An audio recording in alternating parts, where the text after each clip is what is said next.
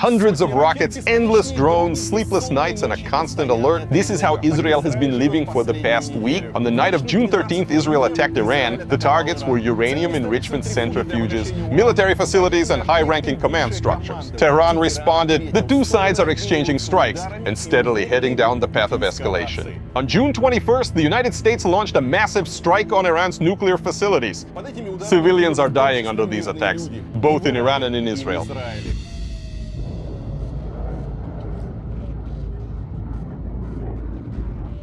Today we'll find out what's happening right now. In Tel Aviv and the surrounding areas, we'll see how the shelling has changed the daily lives of Israelis, how civilians seek cover as rockets rain down, and where people go after their homes are turned to rubble. Is the government helping those affected? And what's really going on in the streets of Tel Aviv? This video is about life under fire, the undying hope that someday life will improve and peace will find its way back. I was blown over by the shockwave. I even got a bit hurt. Protection area, and we are not afraid at all because Israel is strong. That's my shop, and yesterday coming a new bomb and explode near us, and it break all the glasses, all the goods, and everything go to the hell. You always feel sorry for the people who go through this kind of disaster, but everyone always thinks it won't happen to them. We're jumping out of the car and running. We need to find a place to take cover. Everything is closed here. Look, there goes a rocket.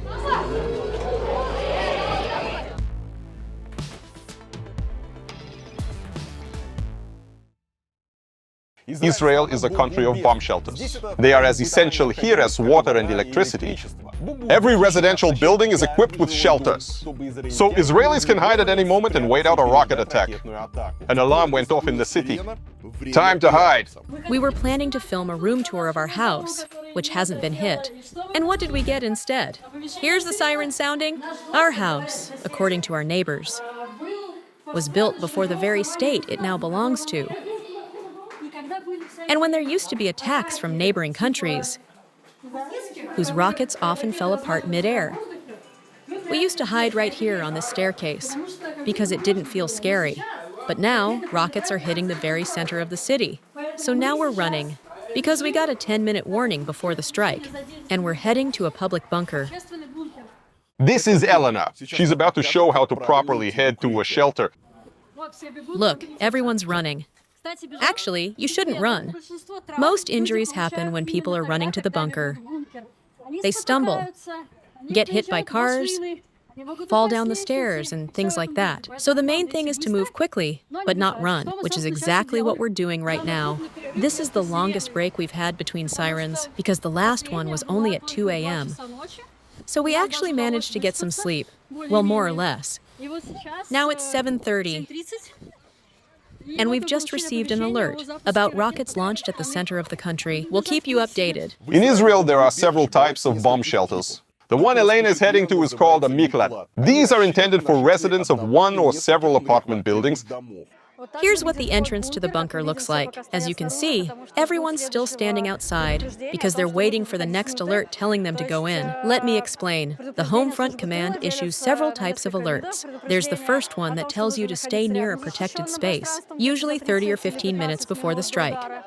Then there's a 10-minute warning to approach the protected space. And finally, about a minute and a half before the strike, the alert tells you to go inside. Some people wait outside until that final alert. Others go in early. We're still waiting and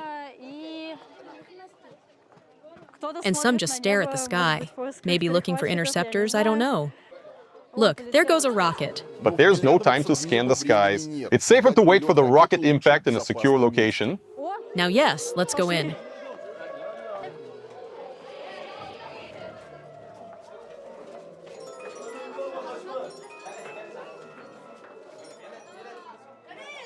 Attacks usually last about 10 minutes. The more sociable ones use this time to get to know their neighbors or catch up on news with friends. Elena, for example, exchanged a few words with a local resident, Misha Vexel. There's that joke going around that 150,000 Israelis are stuck outside the country and can't get back. Well, we were the Israelis who got stuck inside the country. No one warned us when our army started bombing Iran. On one hand, that's a good thing. The good people of Iran might get a chance at a better future, and Israel might get a future without the nuclear threat from Iran. But on the other hand, since the 13th, we've been regularly going to the shelter, and we've even spent several nights sleeping here. But making it through the attack in a shelter is only the beginning, because who knows what's waiting above ground? Is your home still standing? Is your loved one alive? Today, Israelis constantly have these questions running through their minds, including Raisa. She's 76, and she was injured in the recent attacks on the city. At night, after the siren, some time had passed. We went back to the apartment, and then there was an explosion. The whole apartment was destroyed. Everything. Something fell on my head from above right away. They stitched up my head at the hospital today. Why didn't you stay in the hospital? Well, they told me I could go. And is that all your stuff? No, of course not. We just took the bare essentials. Tusha, calm down. Our friend. My husband. And our daughter happened to be spending the night with us that day. My husband turned 80 today. It's his birthday. Nikita Kulyokin, an international journalist, takes us inside a city under fire. Look, right now, someone is entering their home, maybe to retrieve something that's left. But the security guards are about to make him leave quickly, because staying there is extremely dangerous. See, they're already approaching him. It's dangerous because the building could collapse at any moment. So staying here is not allowed. The security team is acting fast here. But people want to grab their belongings. You can see many evacuees here with suitcases, trying to recover at least something from their belongings. But the scale of destruction here is enormous. You can see that most of the people here are young. They live around this area. Many of them are renters. Some trucks have also arrived, people trying to salvage their things. I wasn't home at the time, but I heard the explosion. I live here. I mean, right here, in this apartment. I heard the blast, and my friend, who lives nearby, called me and said that a rocket had hit and blown up the building. So I took my scooter, came here, tried to get inside. But I couldn't. So I waited and waited and waited. Finally, I managed to get in and saw that everything inside had been just blown up. Nothing was left, except for these few things. I'm just waiting for a call from the Tel Aviv municipality to tell me what to do next and where to go. For now, I'm just sitting here, waiting. One of Iran's ballistic missiles landed in this residential neighborhood in Rishon LeZion, a suburb of Tel Aviv. Here's what a kitchen looks like after the blast, and that's just the shockwave. The missile struck these buildings. Look behind me. The only people who survived such a massive explosion were those who managed to get into the bomb shelters in time. Here, for example, the shelter is located underneath the building. You have to go down. This time, people had a few minutes. And downstairs, as you can see, everything is damaged here too. There's a room behind this thick metal door, a strong heavy iron door, and all the walls inside are made of reinforced concrete, extremely strong. Even the windows are covered with this kind of steel, very thick steel. This is what's meant to protect people from a missile attack. In this entire neighborhood, many buildings were damaged. I'd say dozens, if not more. At least 2 women were killed and dozens injured. Those who didn't manage to get into their shelters in time, or simply didn't wake up, because the siren went off at 5 a.m. and people had only a few minutes to reach the bomb shelter.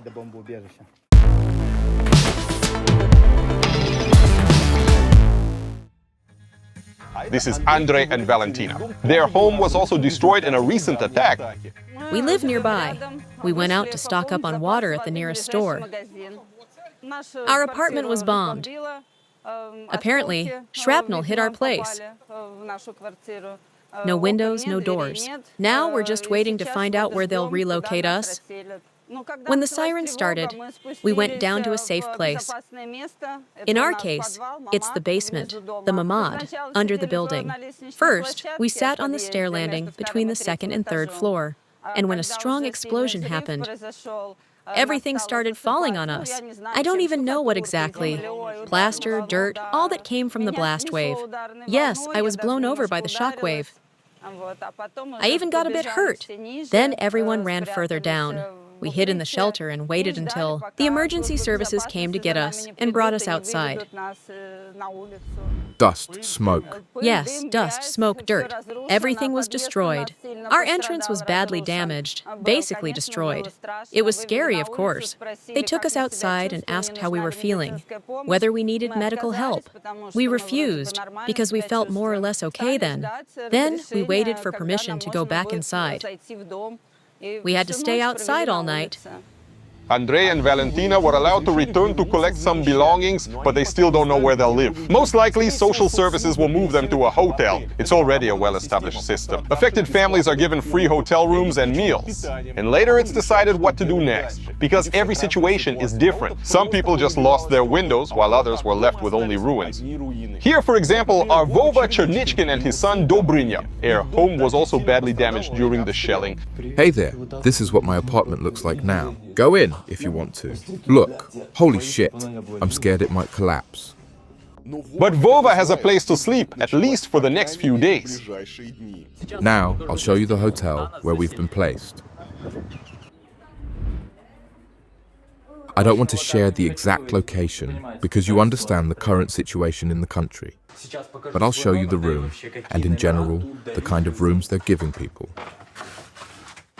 For those who have no place to live, or whose windows were just blown out, everyone was given rooms like this. Initially, we were given accommodation for 6 days. For those whose homes can be repaired quickly, they'll be able to return soon to their homes and live there. But for people like us, whose homes are condemned, they'll extend the hotel stay as the situation develops. It's a standard hotel room. Everything you need is here. Bed, table, shower, toilet. There's enough space, and it's actually very nice and cozy.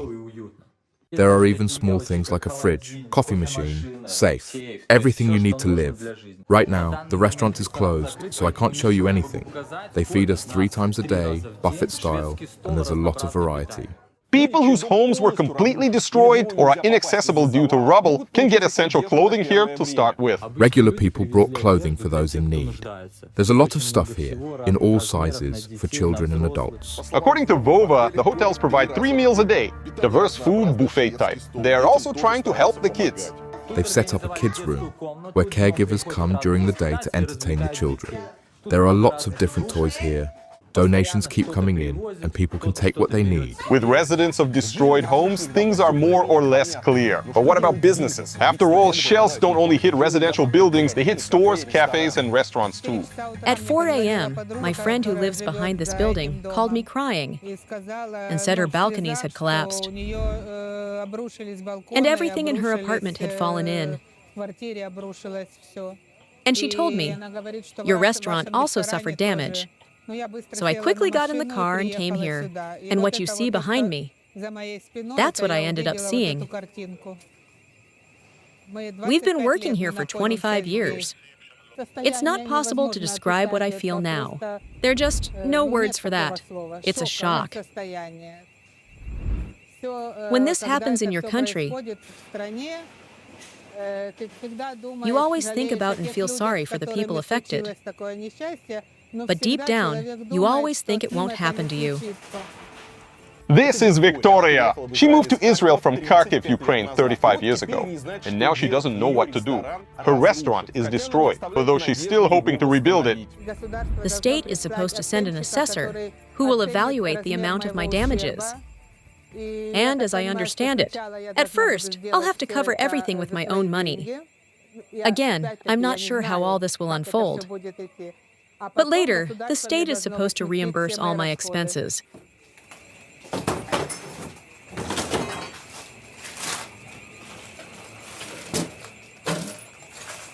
It's scary to walk here because I'm afraid all these mirrors could fall on my head. So I really don't want to walk around here. The air conditioners and everything is destroyed. But the most important thing is that we're alive. Yes, that's the most important thing.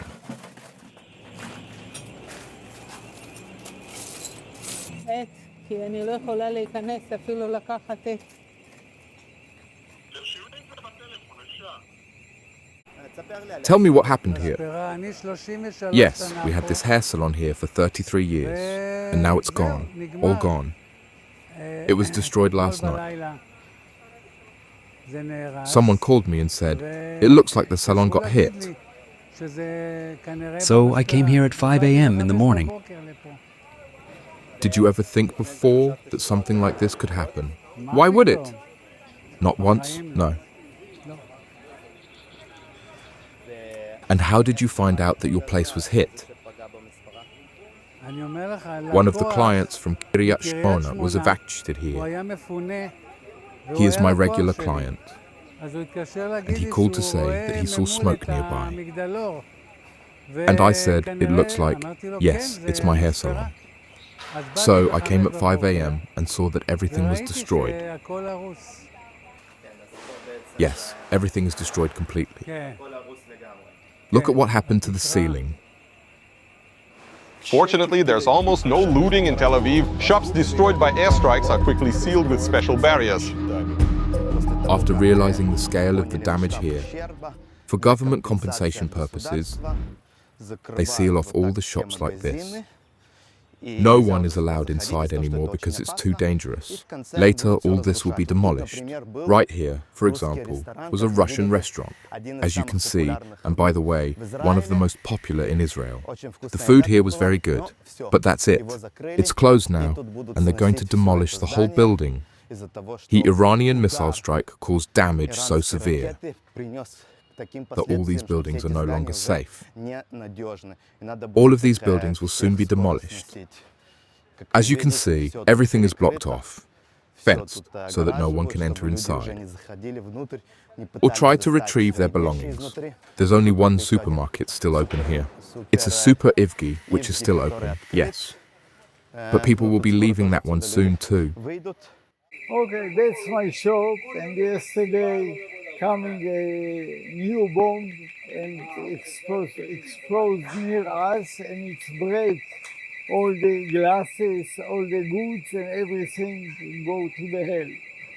No, the rockets bombed near here in the area. In the area, in our neighbor's house, not here directly. That's why we see only glasses breaking and some goods, and not the whole building.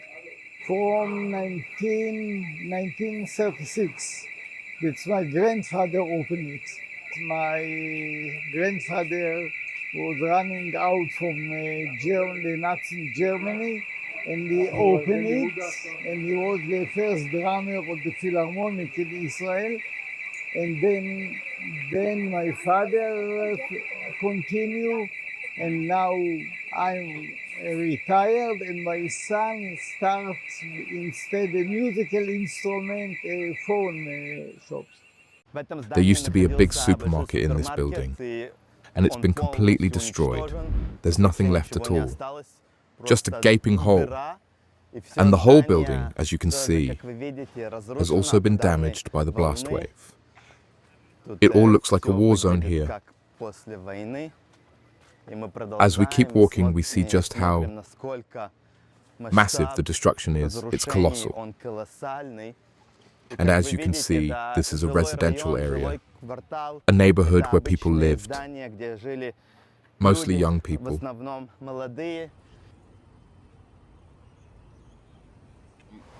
We have here the main door of the entrance of the Ultra Hotel that was damaged. We have also in the rooms what is front to the sea that was also mechanics and glasses. Thank God nobody was hurt physically and everybody is well. But the effect of the shock, you know, after the alarms and the sounds and the effect of the glasses and the people running is uncomfortable and stressful. But everything that is done for now is repairable, and hopefully in the next few hours we'll be back to aesthetics as usual. It's different types of, it depends on the window, on the thickness, it depends on the objects that were next to the window. Also the main entrance here fell down. You can see also down there. As you know, the missiles that they are shooting Iranians are 12 meters and beyond, so even if we take it, the IDF take it up in the air, there's collateral damage of pieces that fall down. And we can see here the damage. You can see here the whole facade, and also around the corner. Around the corner here, and as you see, our offices, hotel offices are also in the back, so we had damage of the windows, but everything we dealt quickly with insurance and whatever we need to do.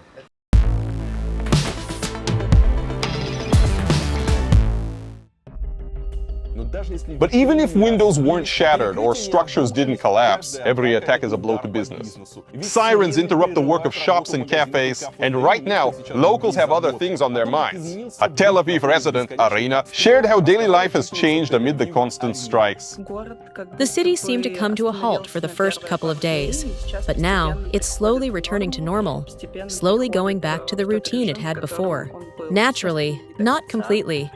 Many places are still closed, and many people try not to go outside unless they have to. I live in a young area.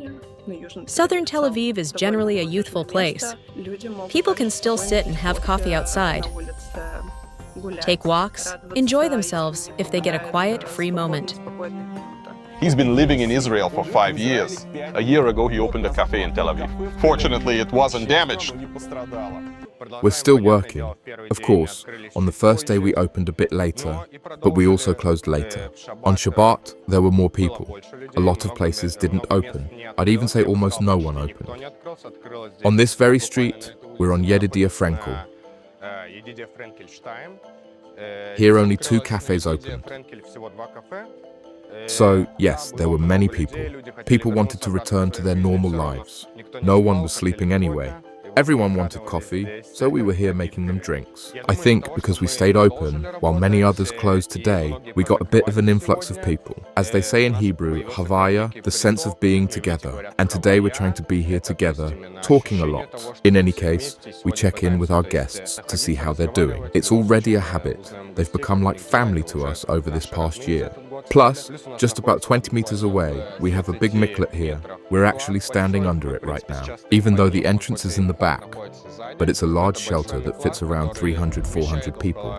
And yesterday, for example, there were a lot of people inside during the siren around 4 o'clock, if I remember correctly. Israel is known as a popular tourist destination, but not these days. The beaches of Tel Aviv are empty. It's now 3 p.m., and we're standing on the main promenade of Tel Aviv. On the surface, it seems like an ordinary day. People are still chilling on the beach. Someone is working out. Someone's swimming. Over there, someone's dancing, riding a bike. There's just one thing. There are probably 4 to 5 times fewer people than there would normally be at this time. The atmosphere is a bit tense, I'd say, because literally 12 hours ago, well, which is much more than usual, we were hiding from a siren in a bomb shelter. And now it looks as if it didn't even happen. But everyone is still expecting something. It's not actually usual. I just came here to, just blow up some steam and to relax. And but basically, I'm not working at the moment because of the situation. I'm a photographer. Oh, you're a photographer, okay. Yeah, architecture photographer. So now there are no projects during this time. It's pretty safe because you get like a lot of time before an attack is coming, about 10 minutes, between 10 to 15 minutes warning. And there are a lot of public shelters here, so if you get a warning, you just go to a shelter and Oh, okay. That's that. Right here on the beach, an unusual meeting took place with Saba, an Iranian woman. She's a journalist living in London. Saba works with Reza Pahlavi, the son of the Shah overthrown by the Islamic Revolution. In this conflict, Reza has called on Iranians to rise up against the regime and has supported Israel. As you know, before the revolution, we have the kings, Mohammad Reza Shah Pahlavi. He is the son of him. We want to come back with him to the peace, not only in the Iran, but also in our world. And we want to say thank you to Israel that they save us. As you know, they help us to the people to remove Islamic regime in Iran. We win. Of course, the streets of Tel Aviv seem deserted. But if we take a look inside the nearest park, we'll see where real life is actually happening. Probably it may have something to do with the presence of a nearby bomb shelter. Here it is, by the way.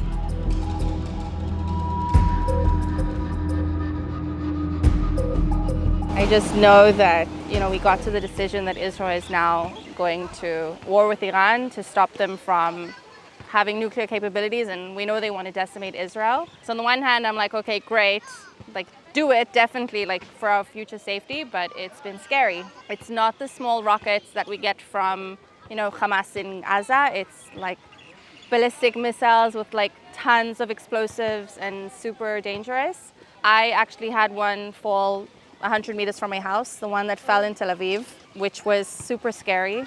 I don't think anyone in the world really understands what it's like to sit in a bomb shelter and wait to hear the bomb and see, okay, is it close, is it far, where is it? And then when it's landing right next to you and you're just shaking. The Iranians launch hundreds of missiles, but many are intercepted.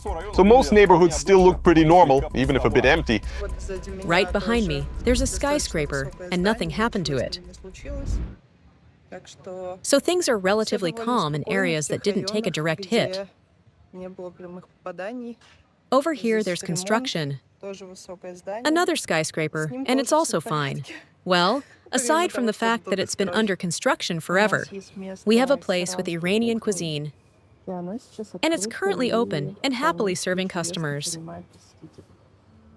But peaceful life doesn't last long. When night falls, rockets start flying in from the east. Right now, like other Israelis, we've received a message on our cell phones saying the air raid sirens will go off soon, because Iran has launched ballistic missiles again, and we need to leave the apartment quickly, as fast as possible. We live in a building that has a bomb shelter.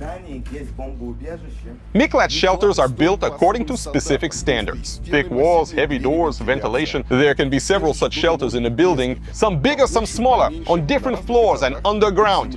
We keep getting told to shut the door quickly because it's not safe. Right now, we're waiting for a few more people to arrive. Even though the shelters are located behind thick layers of concrete, sometimes there's still internet inside. For some people, that helps take their minds off the attacks, while others monitor the news to understand what's going on outside. This is how we try to catch a signal here inside the bomb shelter, to see what's happening in the outside world. The signal barely works. This is how we watch the news, trying to understand what's happening. How many rockets, where they landed, which ones were intercepted, and we wait. We hope it all ends quickly, and that there are no casualties. Fortunately, this time everything turned out okay. We just got a TV alert saying we can go outside. And as you can see, neighbors are starting to come out of the shelter and head back home. Israel's air defense systems intercepted all the missiles, and now it's safe to leave. Slowly, everyone is coming out. In general, it's also a chance for neighbors to meet each other. Many don't even know who their neighbors are. They can meet and talk. It's a new kind of social interaction in Israel. If all the cafes and bars are closed, at least you can go hang out in a bomb shelter. Israelis are used to alarms not lasting very long, but the authorities have still asked residents to stock up on water and food in the shelters just in case. The reason is that Iranian attacks are different from those of Hamas. It's possible that even the marmots, the reinforced rooms built into every apartment since the 1990s, such reinforced rooms made from strong concrete, might not be enough to withstand such powerful missiles like the ones Iran has. And it's possible that even shelters, like the one I'm in now, might not hold up against these missiles. That's why some people are already thinking it's safer to go down into underground parking lots, metro stations, or shelters that are built below ground. This usually happens in neighborhoods without new buildings, where the city builds public shelters, and those are probably more reliable because they're underground. Still, this particular shelter looks quite reliable. And this wall here is very strong. Here's a mezuzah. You're supposed to kiss it. First touch it with your hand like this, then kiss your hand, and God will bring good luck. In this bomb shelter, like in all others, we also have a system that filters the air. This air filtration system is designed for 50 people. The walls here are very solid. This is very strong concrete. These are not ordinary walls. And here, behind the picture, there's a phone connection. There are power outlets, a TV connection, and I believe there should also be a radio connection, so you can listen to what's happening in the outside world, if nothing else is working. You can go to the staircase. It's usually considered the safest place because it's surrounded by the most walls on all sides. And many Israelis hide in such places during air raids if they don't have a safer spot. In general, Israelis are worth learning from when it comes to safety techniques. Everyone knows what to do. People know that if they're in an open area and can't do anything else, they should lie down on the ground, place their hands over their head, and stay in that position for about 10 minutes until everything falls from the sky. And even if a missile or shrapnel explodes somewhere nearby, there's less chance of being hit if you're lying down. According to Nick, there have been cases where a regular blanket saved a person's life. It protected them from flying glass shots. Although, of course, it's much safer to be inside a shelter. But let's look at the aftermath of the strikes. One of Iran's ballistic missiles landed here. Look at how massive these rockets are. And this is just one missile. Going down inside now. Look how deep this is. Look how small I look here, inside this crater. This missile hit a parking lot next to some buses. About 70 children were supposed to be here. These buses take them to kindergartens and schools all over the city. Here, in the center of Israel. It's been completely destroyed. It completely burned down. And this isn't the only bus here. Look at the scale of destruction caused by just one ballistic missile. Another bus was destroyed. Just yesterday, a ballistic missile from Iran hit here, in the center of Tel Aviv. And today, the street has already been reopened, and you can walk closer to the buildings that were damaged yesterday by the massive missile strike. For the first time, we can get this close and take a look at these buildings. Look how completely destroyed everything is inside. It's dangerous to be here, so we're only stepping in briefly. I'll quickly show you how many gas cylinders are here. If they had exploded, the damage would have been far more devastating. And this is the case in many Israeli homes. Oh, I'm already being told to leave. But many homes have these kinds of gas cylinders. And they can explode, and then the blast would be much stronger. Here they have already started closing it off, because all the buildings are going to be demolished. But from here, you can see how massive the destruction is. Now I will show you the other side. On the other side, everything is destroyed as well. Look at these buildings here. They are completely destroyed too. And these buildings were residential. This is a central district of Tel Aviv. A lot of people live here, mostly young people who come from all over Israel, and many tourists from abroad who come to this area where life never stops. Until these wars begin, the sea is nearby, and just a few minutes to one of the most popular beaches in Israel. Everything here is destroyed. All these buildings are completely destroyed from all sides. And you can see that it is already impossible to be here. By the way, the Iranian ballistic missile fell right here. It didn't hit a building, it fell on a parking lot. But the explosion was so big, and because these missiles are very large, they destroyed everything around. Look at the scale of destruction of this building, which could collapse at any moment. And this one is a skyscraper that is also completely destroyed. I can't get too close because it's dangerous. Actually, it's not even allowed to be here, but I will show you for a couple of seconds only. Look at the scale of the destruction. Everything here could collapse as well. As you understand, now Iran attacks Israel, not only at night, but also during the day. So a siren can sound not only at home, but also on the road. What should you do in this case? Obviously, look for shelter, but that is not always so easy. We just got a notification on our cell phones that missile attacks from Iran will start again. The notification says that Iran is sending ballistic missiles toward Israel again. We are currently in the car, and because of this, we need to find the safest place. For example, here we have a bridge. We can stop under it. Or we can find some underground parking if we have time. Iran, on top of everything else, is also trying to target Israel's strategic sites, such as, for example, the Mossad. According to some reports, they tried to hit it. But as we see, in the end, Iran's missiles hit public places, residential buildings, complexes. They hit places where ordinary people live and have nothing to do with military bases, military targets or strategic sites. Right now, we saw an underground parking lot, but we didn't manage to turn in. There are too many cars here.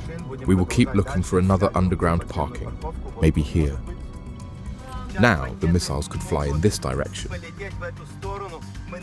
because we are near strategic places in Israel. So, we need to quickly get into underground parking, and that's what we are trying to do now.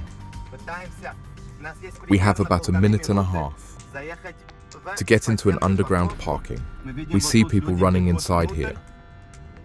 Now we will try to find something else. Easy, easy. Okay, we're searching quickly. Nope, nothing's here. Okay, we leave the car here and we get out quickly and run.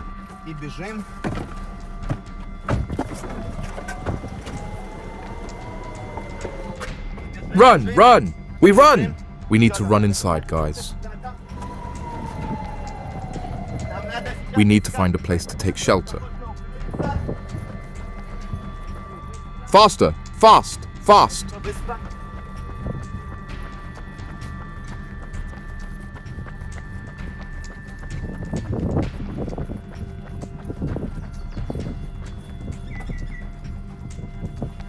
Everything is closed here. Trying to hide. But I see that people here don't really care. You see, they are relaxed, and we're running into the bomb shelter, and they don't care. These are Israelis who have already gotten used to this situation, that they can be relaxed. Ah, and here's the door to the bomb shelter. Well, you see, people here aren't really bothered. For people here, all these ballistic missile attacks are not news anymore. Everyone is very calm here. Only we are tense like hell.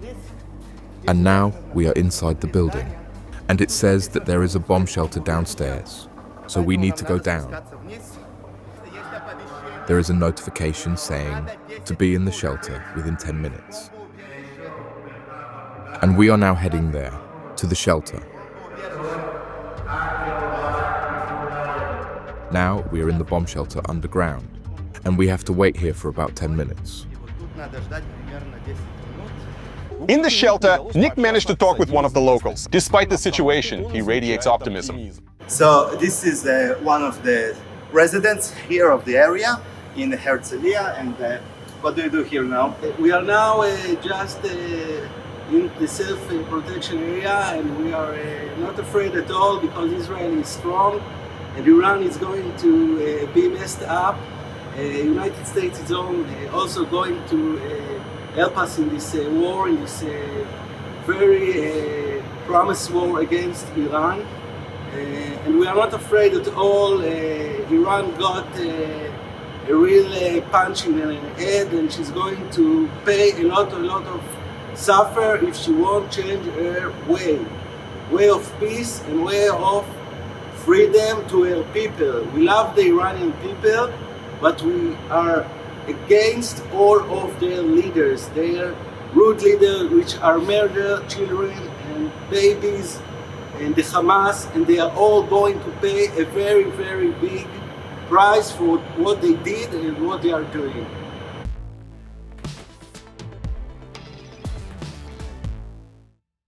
This is how Israelis live these days, from one siren to another. Despite the shelling, loss of homes and businesses, locals manage to keep faith that everything will get better. This is war, and the Iranians are also suffering greatly because missiles also strike their cities, killing innocent people as well. Unfortunately, it is objectively very difficult to show and tell what is happening now in Tehran. The reason is harsh censorship, especially during wartime, and the country's overall closure. Even the internet in Iran either works with severe disruptions or doesn't work at all. Because of this, it's even harder to find people willing to be filmed in a report from Tehran. And for now, guys, that's all. Write in the comments what you think about what you saw, whether you could live in such conditions, and what you would feel in the place of the heroes of this video. I would like to know your opinion. We stay in touch. Take care of yourselves.